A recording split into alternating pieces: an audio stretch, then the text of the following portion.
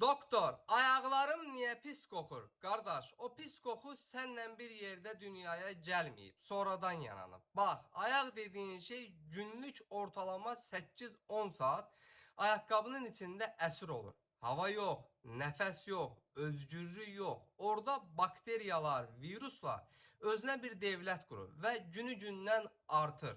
Əslində qoxan sənin ayağın deyil, sadəcə ayağın tərləyir, bakteriyalar ürəməyə, artmağa başlayır və nəticədə dözülməz üfunət qoxusu verir. Neynəməlisən? Birincisi, pambıq corablardan istifadə eləməlisən və çalışdığın qədər hər gün corabını yeniləməlisən. İkincisi, evə gələndə ayaqqabını havalı bir ortama qoy ki, qurusun. Üçüncüsü, ehtiyac olarsa antifungal mazlardan və spreylərdən istifadə eləməlisən. Dördüncüsü, hamam alarkən, duş alarkən ayağıma su dəysin məqsədi ilə ayağımı yuma. Ayağımın altını, barmaqlarımın arasını sabunla yaxşı-yaxşı yu.